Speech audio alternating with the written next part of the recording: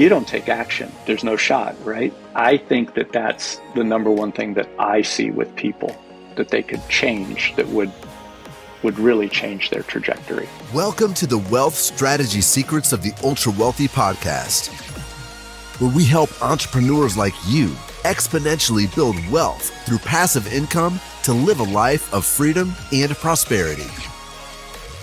Are you tired of paying too much in taxes, gambling your future on the stock market, and want to learn about hidden strategies for making your money work for you?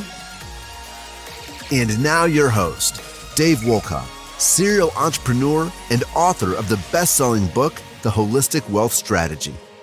Hey guys, welcome to another episode on Wealth Strategy Secrets. Today we're joined by Mark Hutchinson. Mark is a seasoned executive with over 4 decades of expertise in the steel industry. His journey has honed him into a respected authority, excelling in steel fabrication, entrepreneurship, and alternative finance advisory. His advisory work has earned him the trust and respect of clients who value his insights. Mark's dynamic entrepreneurial career, shaped by triumphs and setbacks while building and scaling several businesses, enriches his understanding of alternative wealth strategies. His diverse experiences position him as an invaluable source of insight and guidance. In the wake of the 2008 financial turbulence, Mark's path led him to a personal revelation, the infinite banking concept. Since then, he has been committed to reshaping clients' financial views, uncovering hidden truths, and Mark's dedication to financial education is evident in his fervor and the referrals he garners from satisfied clients.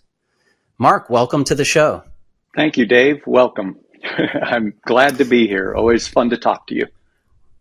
Yeah, no, Mark, I've really been looking forward to this conversation. It's always great when we connect. I learn from you all the time, and I think this is going to be a special episode for the audience because today's episode is really, taking that investor journey, right? And Mark has had quite a prolific journey in terms of, becoming more of a professional investor, actually being an entrepreneur and creating businesses around that. And I think, his experiences and insight are going to be incredibly valuable for the audience. So why don't we start, Mark, for folks, who don't know you, tell us how things started for you. What was that beginning moment that kind of, got you into this space? Sure. So I have an interesting background from the aspect that I was born in the U.S., but grew up in Africa and grew up on a farm and ranch. And so that gave me a unique perspective. And I think the perspective was that we were always working hard. Everything revolved around a tremendous amount of hard work, dedication. And I think it really planted the seed for me of being an entrepreneur. And I suppose a little bit of a risk taker, since farming and agriculture is very much a risk. So when I left Africa, my parents stayed behind and I came to the US. And I really just sort of had a suitcase and a dream and wanted to see how it would all unfold as a very young man. So I took some odd jobs. I did some strange things. I was a commercial diver in the Bay Area. I was then a feedlot cowboy, of all things.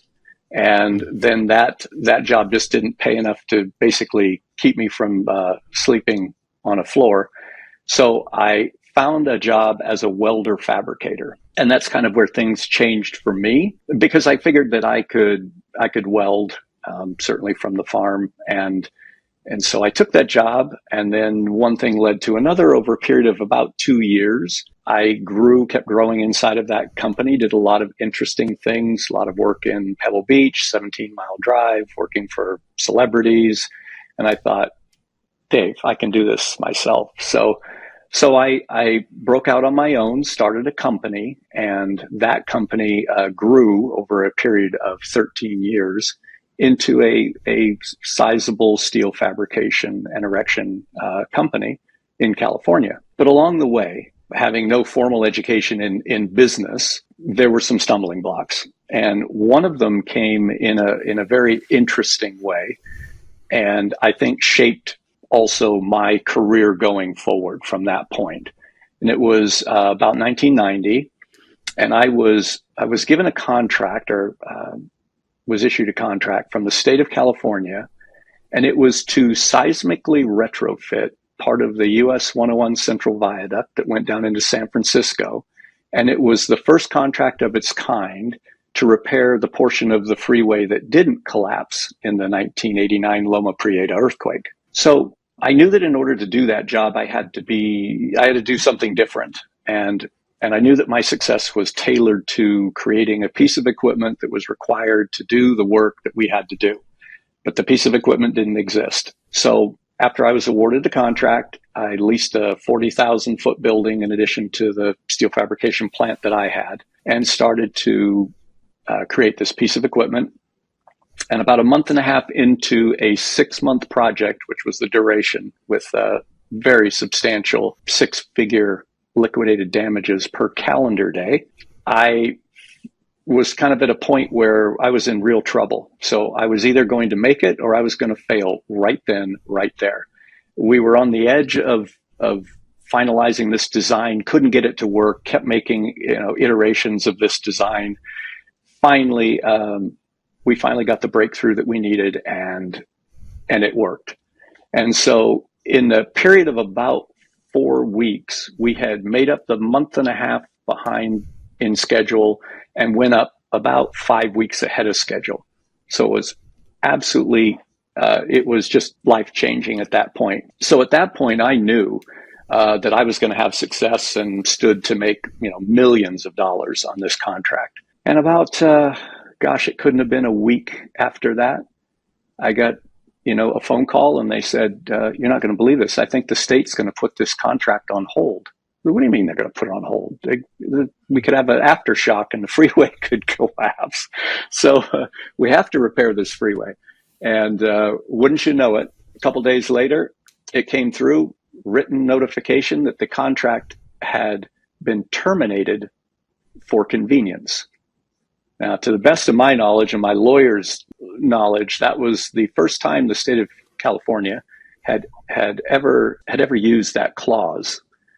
Convenience clauses exist in all contracts, especially in the construction world, but you don't normally see them executed when it comes to a governmental agency. It's just not, you don't terminate for convenience. You have a plan, when you issue contracts. So about a year and a half, it took about a year and a half for me to finally settle with the state of getting paid. And in that period, I just couldn't survive anymore. And I wound up losing the business of 13 years.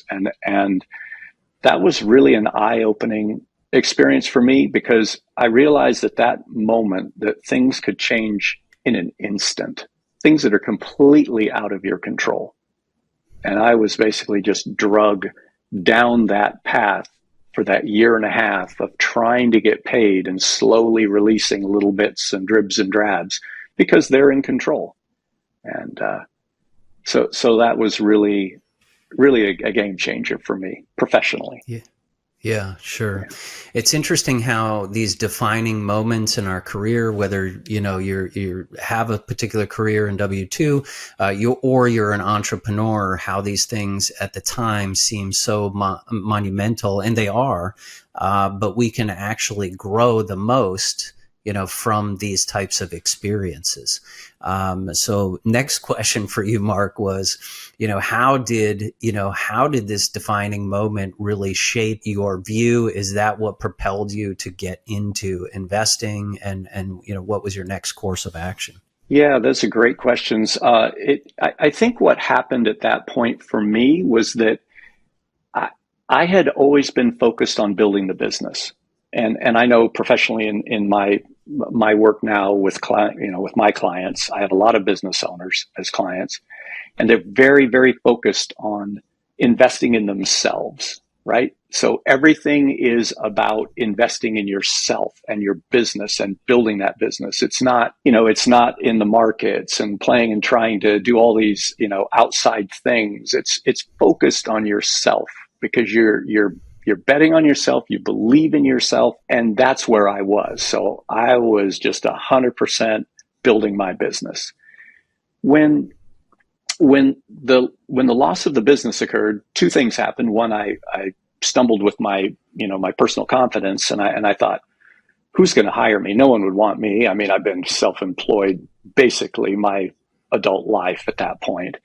And I don't know how to work for anyone. I don't know. I wouldn't know how to act. I just want to run everything. So what I then figured out was that was actually a quality that a lot of people who own businesses were looking for, and that began my career as a business builder and working inside of the industry that I had known and loved and was passionate about, and building those businesses.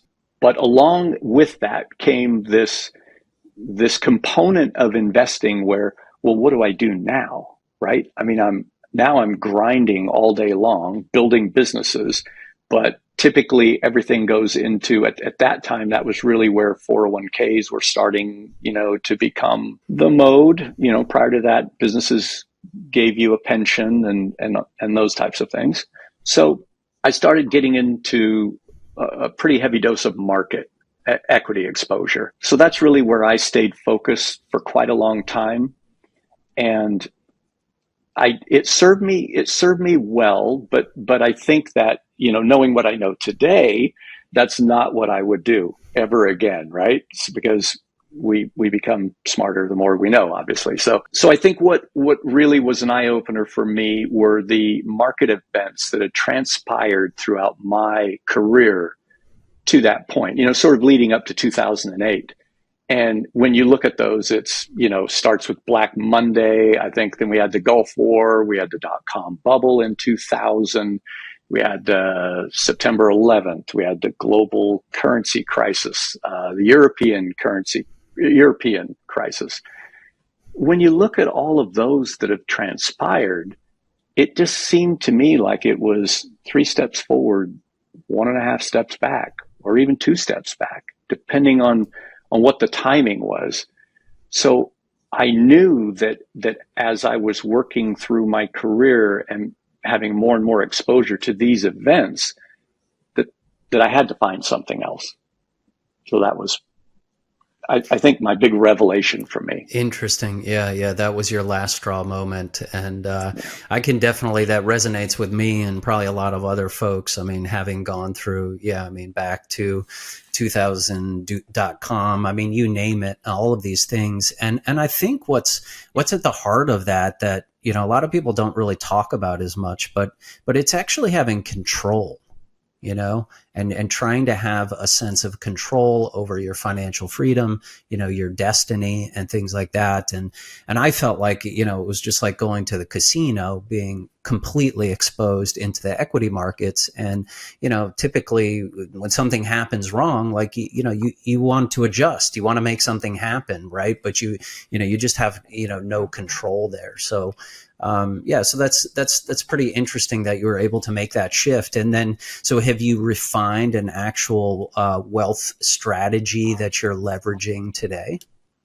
Yes, I would also add, though, Dave, to that I figured out during that period that there's this strange thing that happens in traditional Wall Street and brokers and things like this, that they like to talk about average returns, right? So that's really a big thing that they will always talk about is, well, the S&P average over a 10-year, 20-year, 30-year period, or the Dow Jones average. And they talk about all of these. And so if you took the example of a 10% return per year for 10 years, so we sum up the total of the returns. And so 10 times 10 is 100. And then we divide by the number of periods that we're talking about, divide by 10.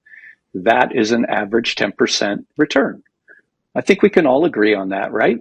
But if you apply that a different way and you say, okay, well, let me take minus 10% for the first period and then plus 30, and then minus 10 and plus 30. And we go for a 10-year period. Well, when I add all those numbers up, it's still 100, and I divide by the number of periods of 10, we're at 10%.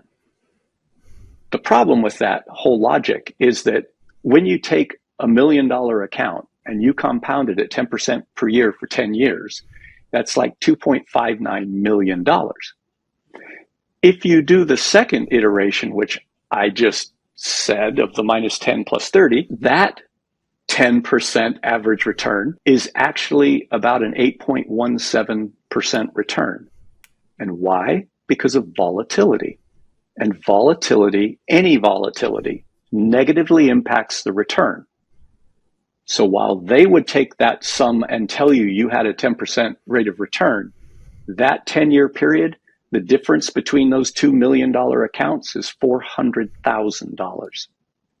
So it's these half-truths or misnomers everywhere in the financial industry that I found very, very frustrating. So that's what sort of led me on my path to get back to your question. Yeah, totally. Totally agree. It's crazy. There, Mark. It is. And that's actually why stock market losses are actually one of the top 3 biggest wealth destroyers, but no one has it. No one puts on that lens and looks at it that way. But, just look, we're up, you're up 15%, you're up 18%. Everyone was thinking things were going good, but then you just lost 20% last year. Right. And that's on that total compounded value, as you were saying. So to get back up to where you were is sizably different. Right. And the other thing I'll even add to add insult to injury, that I think advisors are not really, helping their clients out by really talking about taxes, fees, and inflation. So you just pointed out what is the actual rate of return, which is closer to 8%. But when you factor out, you've been paying at least a 1% to 2% fee over that time. So now you're at, okay, let's call it 6.5%, right? And taxes, everyone says defer taxes. But, the only thing that I'm probably certain of in the future is that taxes are likely going to go up, and we don't control that. The government controls that. So why put yourself, in that risk? So once you take the taxes out, you're probably looking at like a 4 to 5% return, right? Which is why we really kind of have this, I think, a real crisis in this country. I would agree with that. Yes, I really would. I see it all the time. I talk to people about these issues, and it seems that people are really not aware. And I think people are so caught in just life, Dave, just the W-2 job, everything that's going on. Kids are so active now in all of the sports. So parents are running in every direction. They just don't have time to really learn these things. And then certainly, apply great concepts to their life, their financial life. Yeah, such a great point, Mark. It's exactly true. There's just so many things going on. And look, we all learned this, right? We learned this from our parents, from our peers, from our employers. Every time you start a new job, well, it's mandatory. You have to sign up for the 401k program.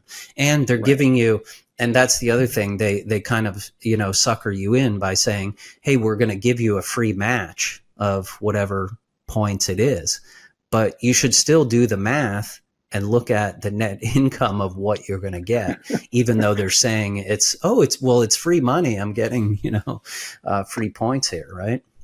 Absolutely. Absolutely. And then you'll be taxed at a rate that you have no idea what it's going to be at some point in the future, however old you are, right? Yeah, and then exactly. And then the RMDs kick in, and whether you want that money or not, it's time to pay up. Right. Yeah. So, Mark, tell us a little bit about, the infinite, how did you come across, infinite banking concept in 2008? What was your revelation there, and what problem did it really solve for you? So, '08 was really the as you had said, the final straw for me. I had had enough at this point. So I set out on a journey to see what other way I could interact with the financial system. There had to be something out there for me.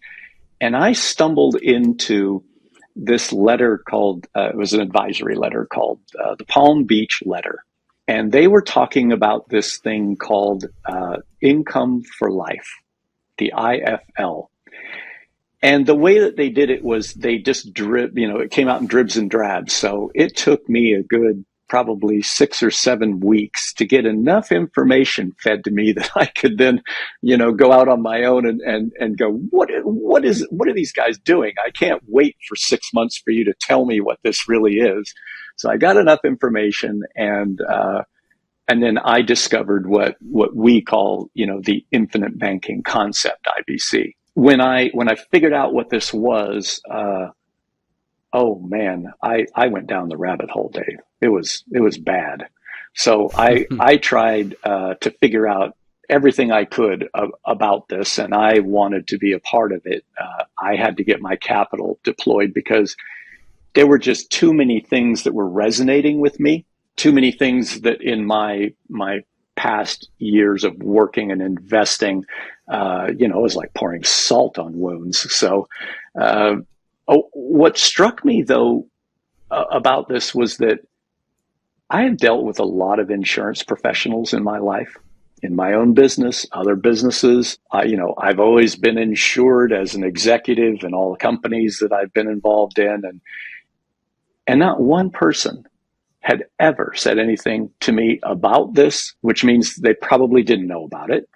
And literally every single one of them never considered any type of a permanent insurance. It was always term, rent it, and that really stuck with me. I was just wondering what was really going on. Well, later on, I figured out what the issue was, but boy, at that time, it was a little bit of anger involved. I'm not going to lie.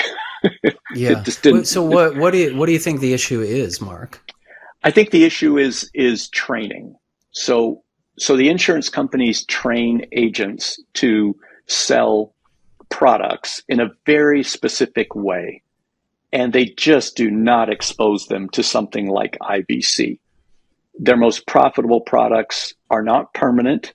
Their most profitable products are things that expire and go away without an event occurring, right? Like term insurance. Yeah. Like term insurance. Tremendously profitable for the insurance companies. Remember that every time you sell a permanent product, as far as they're concerned, there's going to be a payout.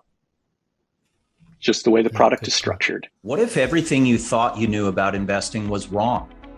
Would you like to create a wealth strategy like the top 1% have and get exclusive access to top private equity deals that provide downside protection, tax efficiency, predictable cash flow, and have a lucrative upside? Discover how with the Pantheon Advantage and join our investor club today at pantheoninvest.com. Yeah, good point. Now, you have situations where there isn't necessarily a payout. So that's when someone surrenders a policy. But there's not a lot of that going on. People surrender policies. No one that I would work with would ever surrender a policy because we're trying to educate people on why that's just such a horrible idea. But it happens. It does happen. Yeah. So let's just go rewind. Can we just rewind for a sec? Because I want to go back to those earlier comments that you made and help the audience understand, when you were first coming across this concept, what were the things that really struck you that said, wow, this is resonating, this really makes sense for me? So when I discovered that I could actually put money into an instrument, let's just call it a financial instrument, that would grow every single day that I'm alive, irrespective of what the market does. Not tied to markets, not tied to anything, that I knew that I was not going to go backwards. I had done too much of that in the past. And so I thought to myself, if I could know every day that I'm going to be wealthier than I was the day before, that really means something to me. So that really struck a chord with me.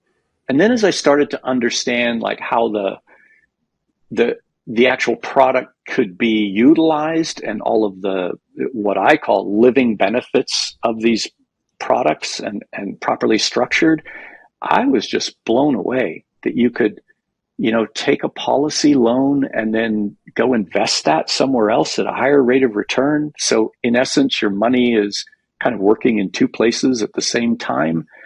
And then I started to build models that would illustrate some of this stuff. Well, what if I took $10,000 and I bought a dividend stock and I did that every single year, and I just took so I started to figure out what that would look like. And then, well, what if I took my 401k plan and and start to take penalties in IRAs and fund this? And so I just started to explore and build examples, Dave. And the more that I did that, I was just like, okay, I get it. I get it now. I understand why people are doing this. Yeah, no, that's such a great explanation. When I came across it for the first time, right, I was seeing investors who were using it. The use case was basically to amplify your returns by, as you talked about, using the same dollar twice in two different places. But I can really relate to your story early on, with your business as an entrepreneur, and even in my days of, career building, when I transitioned in between jobs. Typical financial advice is to just, okay, do you have, 3-6 months of savings, and it's in savings, and that's kind of your, sleep at night capital, right? Mm-hmm. But, now, people talk about, is there like an impending recession or all of these unknowns or all of this uncertainty, let's say, in the market? Well, the ultra wealthy are literally have 3 years of personal, operating capital that they can go through any economic downturn before they have to actually sell their assets, right? So correct. To me, and I don't think, Mark, people really talk enough about having a liquidity strategy to your portfolio, right? Because you can be so much more efficient with the existing capital you have. So let's take that 6 months or 12 months, whatever that amount is. And then if it starts, exactly like you defined it so well, which is my wealth is growing every day, in this vehicle. And if I need that capital, it's there for me to borrow against. But in the meantime, what a great sense of security, to just know that, hey, if something unpredictable happens, which it does happen, and that's life, right? Now you have kind of a resource to do that. And then you start adding on some of these other additional benefits, like it's asset protected, right? There's asset protection around it. It's actually a legacy strategy because, you can give it to your heirs, right, without paying taxes. So I know the audience, I get fired up about this stuff because it gets, it's kind of geeky here. Well, I mean, we get really excited, but when you can take, $1 and you can do multiple things with it, I mean, it's super powerful, right? It absolutely is, Dave. And,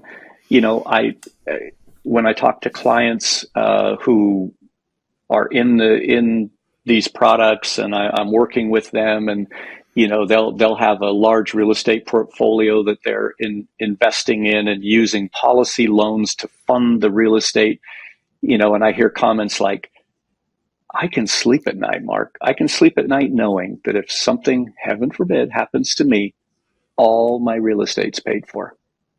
It's all paid for." We can't do that at the bank. So you save up the money, you put it in your bank account, then you drain your bank account, right?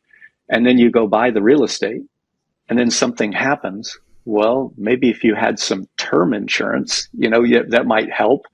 But think about it from that respect, that every investment that you might make where you take a policy loan, that your spouse or partner is taken care of, your family's taken care of if something were to happen to you.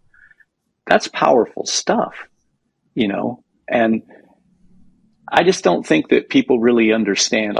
When they really dig into it and start pulling back the layers of the onion, there's so much there.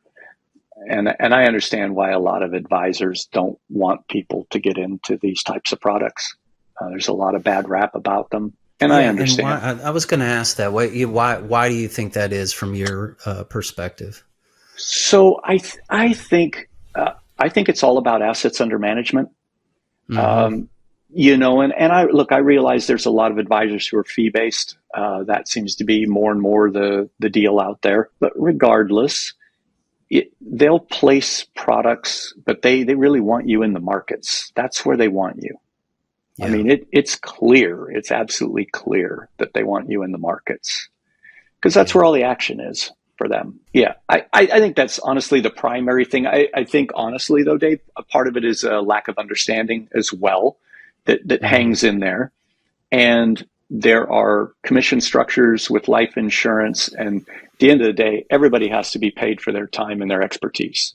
So it's no different than advisors, no different than going to a lawyer or to a mechanic. You're going to pay for their expertise and their ability. And so it's the same in life insurance, and it gets a bad rap. And what I find very interesting about fees is if you were to just pick a number, right? 100,000 or let's say $100,000 worth of insurance premium that gets paid into a policy over 10 years, let's call it, and take the exact same money and put it with an advisor. I guarantee you that after 30 years of you having your insurance policy and having your advisor, that your fees with the advisor are probably 10 or 15 times the fees that you will have paid to your insurance agent. It's just the nature of the beast. They're front loaded on the insurance side and they are not on the other. The other is just, let me manage it for the rest of your life. And as long as I have enough of it, I will have a fantastic life. Yeah. No, it's interesting. And then if you bring that back full circle to what we were talking about earlier with that 10% return, if you actually look at it on paper with the compounding, here's the question, right? Is a 6% return in the insurance policy better than the 10% return that Wall Street is advocating? Right. And the life insurance, right, it does compound tax free, but why don't you unpack that, right? What that looks like. Sure. So on the life insurance side, your money technically, it builds in a tax deferred environment because if you were to surrender your policy at some point in the future, you would owe income tax on the difference between your premiums paid and your cash value. So if you paid $100,000 in premium and you have $150,000 in cash value, you will receive a 1099 from the insurance company upon surrender. They will issue that and they notify the IRS that you have a $50,000 gain. So it's not tax free, right? You earned it tax deferred. Now, we don't surrender policies. So, in people who are in the IBC world, you, me, all of our, everybody wants to keep that policy forever. And then what we can do is we can take policy loans in the future and we can structure those policy loans for a steady stream of income. And we can do that for 10, 15, 20, 30 years, whatever period you want to structure payments for. You can take that money out of your policy and never repay it. And the reason that happens, and people get very confused by this, like, well, how can I take a loan and not repay it? The reason is because the insurance company is in the long game. Unlike us, they're in the long game. So they know that eventually you are going to meet your maker. And when you do, that's when they're going to get their loan repaid with all the interest that's due to them. Because when upon your death, you receive the death benefit minus any outstanding loans or accrued interest owed to the insurance company. So they always get paid. And being in the long game, they don't mind waiting. So I think a lot of clients find that strange. But it's that mechanism, Dave, that gives us the complete use and control of our money to where we are in control of the repayment structure of our debt. So if you were going to go and invest in oil and gas, let's say, and you needed a $100,000 investment, you could take a policy loan And if you need to wait for 3 years for that investment to repay you, you can just sit back for 3 years with a $100,000 open loan and nothing negative is going to happen to you. So you do not have to repay that. You are in complete control of your loan repayment system.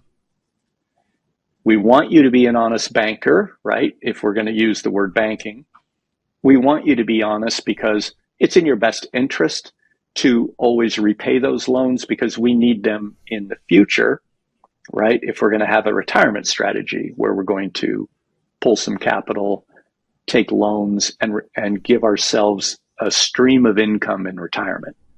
So we want to use our policies while, before we get to retirement. And then when we get to retirement, we're going to change the way that we use our policies. And I'm speaking in general terms, obviously. Yeah, for sure. No, it's such a great example. And then I'll just add another point that also I think is such a misnomer from traditional planning, which is they use this Monte Carlo simulation and it basically age you out. So whatever you're a male, age 55, and they think based on your genetics you are going to pass at 91. So if you've taken that route and you've gone with this accumulation theory approach, to try to build up enough of a nest egg, and then you start dwindling that down every year, you run the risk of outliving your money. With the advancements in technology and where we're heading these days, I think it's completely possible to live past 100. Well, would you want to be scrambling for how am I going to, have income at that point in your life, when you say you're 96, Right. but the life insurance, it continues, correct? Correct. It will continue on basically forever, however long you live. Yep. Yeah. So it continues to compound and you continue to draw the income off of it, that's what everyone's looking for anyway, right? However you get there, it's income, whether it's passive income or you're selling your equities to get income or you're getting income from this. But I mean, this is such a more strategic way to do it. And after I've really, spent so many years like uncovering the strategies of, family offices and ultra high net worth, this is a complete cornerstone to their strategy and Right. what they're using, right? It is. And, when so many people have brokerage assets, and the reason obviously is the 401k, right? Or those type of qualified plan. I'll just put it that way, qualified money. But what people, I think, fail to realize until they get there, Dave, they don't realize the issues you could have with sequence of return and the risk associated with sequence of returns. So you have this qualified money, you've got $1 million, $2 million worth of qualified money. You now have to lean on it because it's your only source of income. And you start to lean on it and the market goes down 20%. Well, now what? You're now in a position where you're going to be drawing off of an account that is losing value. And so you're taking a double hit, and you might be in a position where you have no choice, or heaven forbid, you're in RMDs and forced to take out your RMD. But let's say you're not yet at RMDs. You're in that position where you need to protect that asset. And I'm telling you, there's no better asset that you could have than the cash value of your life insurance. Because I can show you a strategy where if you're drawing on your qualified money and we get a negative year of returns in the market, you would take, let's say you're taking $45,000 a year out of your brokerage account. You would not take the $45,000 for the year of the negative return. So if it looks like this is a terrible year and the markets are bad, you do not take the return this year or next year. Instead, you go to your policy, you take $45,000 this year, you take $45,000 next year, and then in the third year, you then take out the $90,000 to repay your policy loans and the 45,000 that you take for yourself. You can take all of that out of there, and I can model it up with actual market returns where if you don't do that, your policy collapses. And if you do use the sequence of return by utilizing pools of capital somewhere else, if you use that strategy, the account remains viable. It's an absolute game changer, but people don't even know this until they get to that point, and then it's too late, right? Yeah. You need to understand these strategies early, take the defensive measures, put these tools in place to protect your retirement. Yeah, such a great strategy, Mark. So many great insights. As I said, I'm always learning from you and love these kind of discussions as we dive in. I know the audience is going to enjoy this one. So, can you tell us, Mark, what would be, if you could give just one piece of advice to listeners about how they could accelerate their wealth journey? What would it be? So I think that what I've experienced both in business and with my client base and people that I've worked with is to take action. I have seen this as the number one issue over and over and over, Dave. People do not take action. They'll analyze and analyze and analyze. And I think people are looking for having a greater understanding, having complete knowledge of a subject or whatever it is. And I just think there's so many problems with that. I think that, all of us are really good at trusting our gut. You just get that gut instinct. So what you need to do is gather enough information that you can make an intelligent decision, take action, trusting your gut, and then you course correct. So if it wasn't quite what you thought, or maybe it isn't playing out the way that you thought it would play out, then you take the time to course correct from there. But if you don't take action, there's no shot, right? I think that that's the number one thing that I see with people that they could change, that would really change their trajectory. Yeah, great advice, Mark. Really appreciate that. I also wanted to ask you, Mark, I've had the pleasure of getting to know you, and you've been part of the Pantheon Mastermind and Virtual Family Office. And, just wanted to get, your thoughts in terms of, your experience, how that's been so far for you. I have absolutely enjoyed it. It has exceeded my expectations. I've enjoyed. I just think you're an incredible curator. The things that you bring to the table are really interesting. You've always got good salient points that are impactful, meaningful. I've always known about, goal setting and things like this, just being in business. I've had so much business training as well. But I think your approach to it was very interesting. I love the 100 list, what you want to be, right?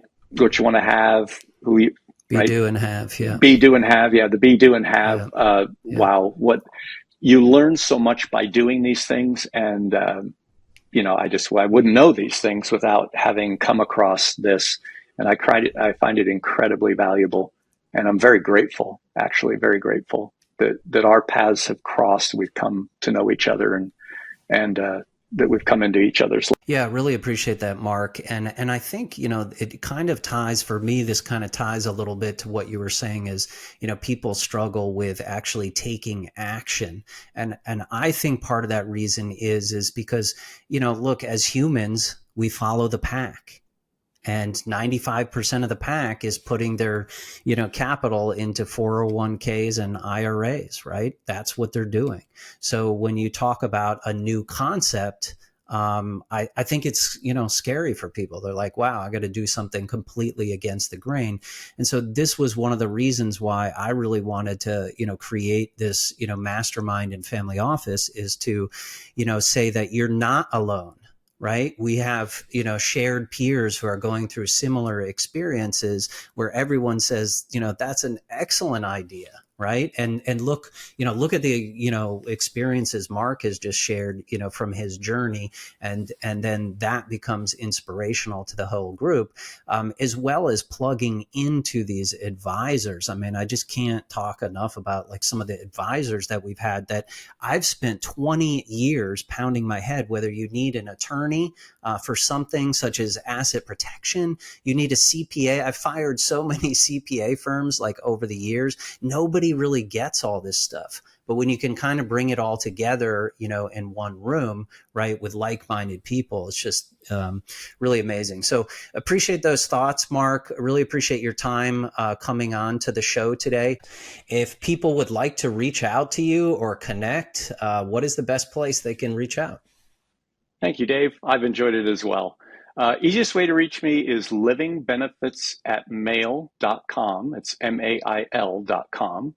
Or they can go to livingbenefits-life.com. And that's a website where they can learn more about the things you and I talked about and maybe some things we didn't, and do a little bit of self-education. Excellent. Thanks, Mark. And thanks to the listeners out there spending your most valuable resource with us, your time. Really appreciate it. And we'll see you next week.